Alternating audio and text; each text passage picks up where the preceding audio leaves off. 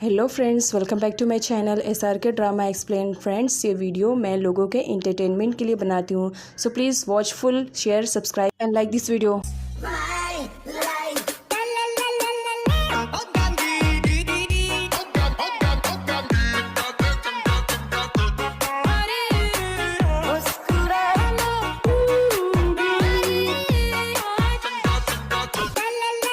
सो friend, part की starting वहीं से होती है जहाँ पर कल प्रीवियस पार्ट फिनिश हुआ था। वायो अब अपने घर पर वापस आ चुका था, जहाँ सबसे पहले वो कुल से मिलना चाह रहा था। वो कुल और कॉन्ग की चालाकियों के बारे में अपनी मॉम को सब कुछ बता देता है, जिस पर उसकी मॉम तो बहुत ज़्यादा भड़क जाती है और कॉन्ग को थप्पड़ पे थप्पड़ जड़ देती है कि उसकी हिम्मत भी कैसे हुई वायो के साथ इस तरह से चीट करने के लिए। आगे मदर कुछ और एक्शन ले पाती, उससे पहले उनकी कंडीशन ख़राब हो जाती है, उन्हें चक्कर आने लगते हैं, वो बेहोश होने लगती है। वायो अपनी मॉम को हैंडल करता है और उन्हें रूम में ले जाता है। अगली सीन में दिखाया जाता है कुल अपनी मॉम के समझाने पर वायो से सॉरी बोलने आया था। अब कुल जबकि छोटा था तो यहाँ पर वो अपने बड़े भाई वायो से सॉरी बोलता है कि माना पास्ट में मैंने गलती तो बहुत की है, शायद मुझे माफ़ी ना मिल सके, लेकिन तुम मेरे बड़े भाई हो, क्या मुझे एक मौका नहीं दे सकते हो? प्लीज़ मुझे माफ़ कर दो। मुझे अपनी गलतियों को रियलाइज़ हो गया कि मैंने तुम्हारे साथ बहुत ही ज़्यादा गलत किया।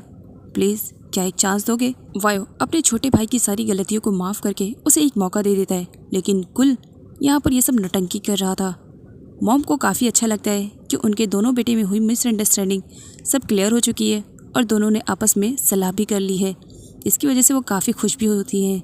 अगले सीन में दिखाया जाता है नेक्स्ट मॉर्निंग वायो को कुल टी सर्व करता है और यहाँ पर वो उसके साथ बहुत ही नॉर्मली ट्रीट करता है, जबकि उसके दिल में अभी भी वायो के लिए नफरत सेम ही थी। वो तो बस दिखावा कर रहा था ताकि वायो कोई एक्शन ना लेने पाए। वायो अपनी मॉम को उस झरने के पास लेकर जाता है जहाँ पर किसी टाइम में वो लुक के साथ गया था। यहाँ पर वो काफ़ी शांति वाले पलों को एंजॉय कर रहा था। तभी यहाँ पर वायो की मॉम कहने लगती है नेटवर्क नहीं मिल रहा है, एक्चुअली मेरा इंपॉर्टेंट कॉल है, मुझे बात करनी है। ये कहते हुए वहाँ से चली जाती है। सडनली उनके पीछे से दो गुंडे आते हैं जो वायो पर झपट पड़ते हैं। वो उसे जान से मार देने वाले थे और उसके अगले सीन में दिखाया जाता है वायो की स्टेप मदर ने ही उन गुंडों को हायर किया था, क्योंकि वो वायो से बहुत ज़्यादा नफरत करती थी। वायो के आ जाने की वजह से कुल को प्रॉपर्टी नहीं मिली, इसी वजह से वो भी उससे बहुत ज़्यादा नफरत करती थी और कहीं ना कहीं कुल के सपोर्ट में वो थी। लेकिन इसके बारे में वायो को बिल्कुल भी आइडिया नहीं। अपने आप को बचाने के लिए वो खुद को ही हर्ट कर लेती है और वायो के सामने ऐसे प्रेजेंट करती है कि उन गुंडों ने उन्हें भी हर्ट कर दिया, जिसकी वजह से उनके सर से ब्लड निकल रहा था। अगले सीन में वायो की स्टेप मदर को दिखाया जाता है जो हॉस्पिटलाइज रहती है। उनके सर पे काफ़ी चोट लग गई थी, जो कि खुद ही उन्होंने दिया था। आगे जब कुल को मालूम पड़ता है तो वो अपनी मॉम से मिलने के लिए आता। मॉम, ये सब हुआ कैसे, किसने आपके साथ किया? और साथ ही वो वायो पर भड़क पड़ता है, तुम मॉम को लेकर गए थे ना, क्या तुम्हारी रिस्पॉन्सिबिलिटी नहीं थी मॉम का ख्याल रखने के लिए? आखिर तुम्हारे होते हुए ये सब कैसे हो गया? वो वायो पर कुछ ज़्यादा ही भड़का हुआ था। वायो कुछ भी नहीं बोलता, वहाँ से चला जाता है। अब दोनों माँ बेटे अकेले रहते, जिस पर लुक की मॉम कहती है ये मौका भी मैंने गंवा दिया, आज वो मरते मरते बच गया, अगर आज वो मर जाता तो कितना अच्छा रहता ना। फिर से मेरी प्लानिंग फ्लॉप हो गई। अगर आज मैंने अपने आप को हर्ट नहीं किया होता तो शायद वायो के सामने मेरी सच्चाई आ जाती। अगले सीन में दिखाया जाता है जब लुक और अंकल को मालूम पड़ता है कि वायो की मदर के साथ क्या हुआ, देन वो लोग हॉस्पिटल में वायो की मॉम से मिलने के लिए आए हुए रहते हैं। अंकल वायो की मदर को देखने के लिए चले जाते हैं। लुक देखती है कि वायो बहुत ही ज़्यादा अपसेट है। देन वो उससे बात करती है, वो उससे पूछती है वो लोग कौन थे, क्या तुम जानते हो? आखिर उन लोगों ने तुम पर अटैक क्यों किया?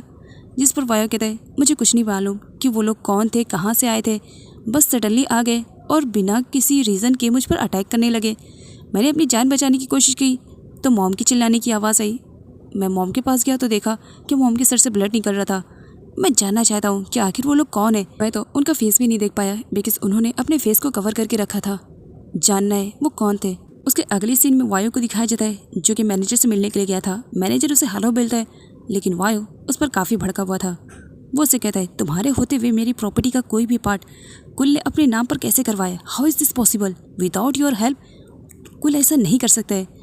जिस पर मैनेजर खुद का ही रोने लगता है, बॉस मैं क्या करता, कुल बॉस का ऑर्डर था, अगर मैं उन्हें इस तरह से नहीं उलझा के रखता तो आज आपकी सारी प्रॉपर्टी, बैंक बैलेंस सब कुछ उनके नाम पर हो जाता है। मैंने तो सिर्फ कोशिश की और इसी वजह से सिर्फ फार्म वाली प्लेस उनके नाम पर है, बाकी सब कुछ आपके ही नाम पर है। सीन यहीं से कट होता है और अगले सीन में कुल को दिखाया जाता है जो बहुत ही ज़्यादा गुस्से में था और वो वायो को हर्ट करने के लिए निकल पड़ता है, जिस पर उसकी मॉम रोकती है, पागल मत बनो, साइको वाली हरकतें मत करो, मुझे बिल्कुल भी पसंद नहीं। तुम्हें मालूम है ना यहाँ तक पहुँचने के लिए मैंने कितने पापड़ बेले, मैंने क्या क्या नहीं किया, यहाँ तक कि वायो की रियल मदर को भी मैंने मारा, उसकी मोम की स्पेस मैंने ली। ऐसे ही नहीं ली, सब कुछ तुम्हें दिलाने के लिए मेरे बेटे। बस थोड़ा सा पेशेंस रखो, सब कुछ तुम्हारा हो जाएगा। कुल कहता है मैं अब और बर्दाश्त नहीं कर सकता हूँ, उस वायो को मारना ही होगा। आखिर वो कब तक बच पाएगा, किसी न किसी दिन तो मरेगा ना।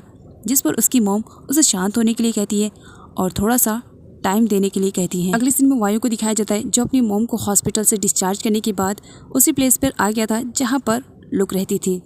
लुक और वायो आपस में बात कर रहे थे। मॉम ऊपर से देखती है, उन्हें बहुत ही ज़्यादा बुरा लगता है कि वायो इतनी प्लानिंग के बाद भी जिंदा सही सलामत उनके सामने खड़ा है और इस तरह से वो लुक से बात कर रहा है। वायो की स्टेप मदर अपने गुस्से पे कंट्रोल नहीं कर पाती है और ऊपर रखा हुआ गमला नीचे गिरा देती है ताकि लुक हर्ट होए, लेकिन सही टाइम पर वायो देख लेता है और वो लुक को सेव कर लेता है। वो ऊपर देखता है, तब तक उसकी मॉम वहाँ से जा चुकी थी। आखिर किसने ये सब किया, वो परेशान हो जाता है। अगले सीन में कुल को दिखाया जाता है। इतना सब कुछ होने के बाद भी वो अभी भी पीवॉन के ही पीछे पड़ा हुआ था।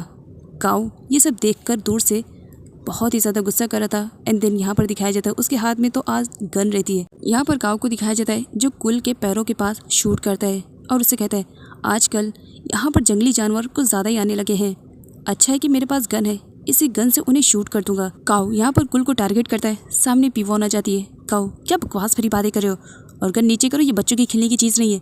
क्या तुम्हें आइडिया है क्या तुम क्या कहने की कोशिश कर रहे हो या क्या कर रहे हो, क्या पागल हो रहे हो। जिस पर काऊ कहता है ऐसे समझ लो, अगर ये कुल यहाँ पर आते रहेगा तो एक दिन मैं सच में पागल हो जाऊँगा और इसे शूट कर दूंगा, इसे बोलो यहाँ से जाने के लिए। पीवॉन कुल को वहाँ से जाने के लिए कह देती है जाओ यहाँ से। काऊ बहुत ही ज़्यादा गुस्से में, मैंने तुम्हें मना किया था यहाँ पर आने के लिए। कुल वहाँ से खसकने का नाम ही नहीं ले रहा था, जिस पर काऊ उसे शूट करने की धमकी देने लगता है। जिस पर कुल कहता है ओके आई एम गोइंग, जा रहा हूँ मैं, पागल मत बनो। उसे काऊ पर तो बहुत ही ज़्यादा गुस्सा आ रहा था, लेकिन वहाँ से चला जाता है।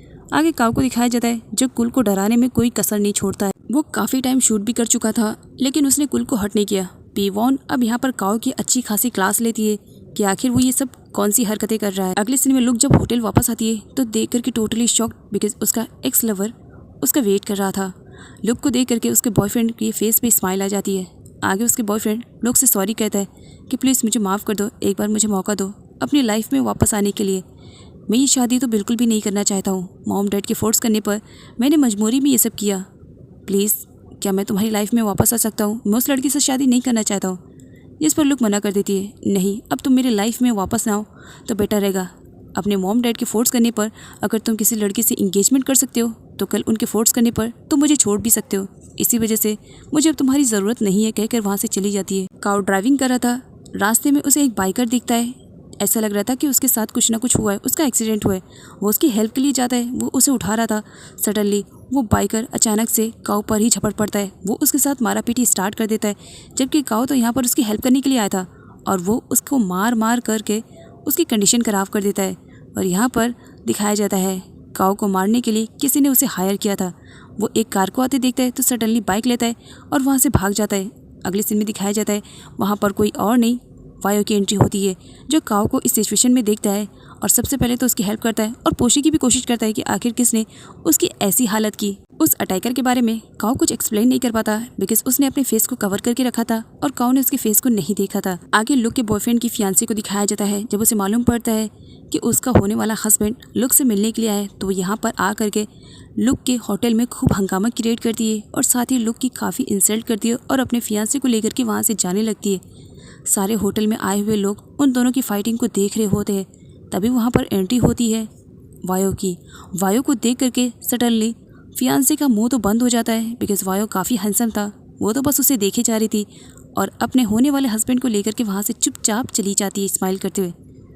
आगे वायो को दिखाया जाता है जो लुक को बताता है कि काऊ के साथ रास्ते में क्या हुआ। काऊ के साथ हुए एक्सीडेंट के बारे में जब लुक को मालूम पड़ता है तो फ़ौरन उससे मिलने के लिए निकल पड़ती है कि पता नहीं काऊ किस कंडीशन में होएगा।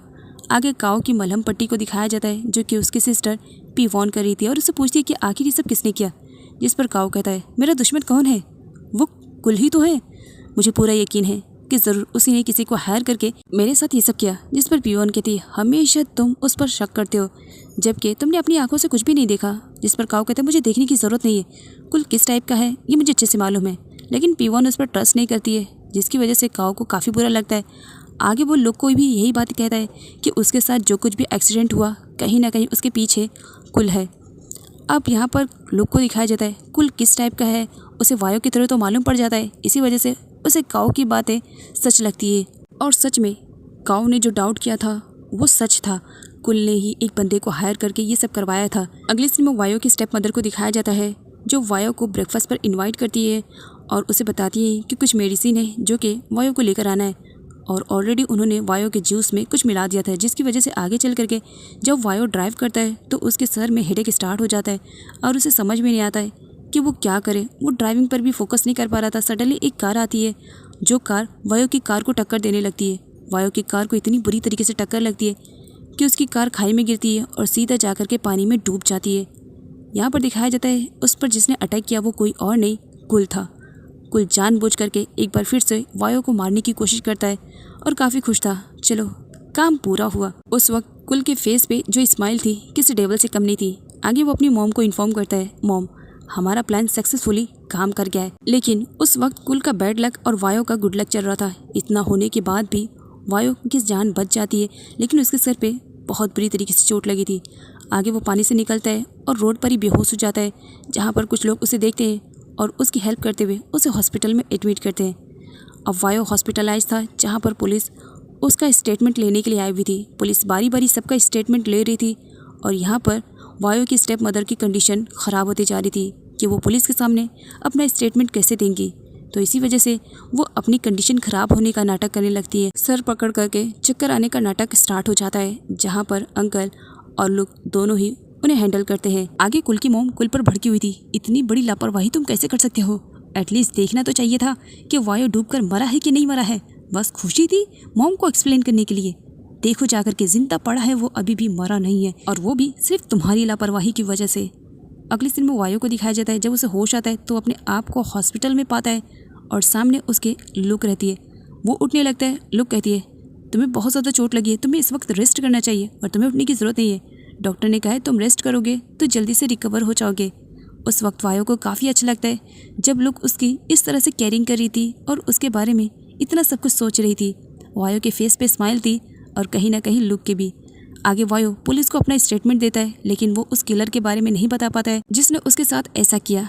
अगले सीन में दिखाया जाता है लुक को, जो वायो के लिए खाना लेकर आई हुई थी, वो उसे खाना देती है। अब वायो के हाथ पैर में काफ़ी चोट लगी थी, इसी वजह से वो सही से खाना नहीं खा पा रहा था। खाने से ज़्यादा तो वो गिरा रहा था। लुक को काफ़ी बुरा लगता है। देन वो उसके फेस को क्लीन करती है। उस वक्त वायो की हार्ट बीट कुछ ज़्यादा ही तेज़ हो जाती है। वो बस लुक को देखे जा रहा था। आगे लुक खुद अपने हाथों से वायो को खाना खिलाती है। तब उस वक्त काऊ आ जाता है अपनी सिस्टर पियोन के साथ वायो को विजिट करने के लिए, और इस सिचुएशन में देख करके उसे काफ़ी बुरा भी लगता है और जेलसी के लेवल भी हाई होता है। आगे वो लुक से बात करने के लिए उसे साइड में लेकर जाता है और कहता है, तुम्हें क्या ज़रूरत है यहाँ हॉस्पिटल में रुकने के लिए? नर्स है ना, वो वायो का ख्याल रख लेंगी, तुम्हें अपना ख्याल रखना चाहिए, तुम्हें चलना चाहिए। जिस पर लुक मना करती है, इस वक्त वायो को ज़रूरत है मेरी, बस इसी वजह से मैं उसकी केयरिंग करने के लिए रुकी हूँ। काऊ जेलसी में वायो से कहता है, क्या तुम छोटे बच्चे हो जो तुम्हें लुक के हाथों से खाना खाना पड़ रहा है? जिस पर लुक उसे पिंच लेती है कि वो क्या बकवास भरी बातें कर रहे हैं। आगे कुल वायो को विजिट करने के लिए आया था, जहाँ पर वो लुक को देखता है कि वो उसकी कुछ ज़्यादा ही केयरिंग कर रही है। उसके ऊपर कोई इल्ज़ाम ना आए, इसी वजह से वो वायो से मिलने के लिए आया हुआ था।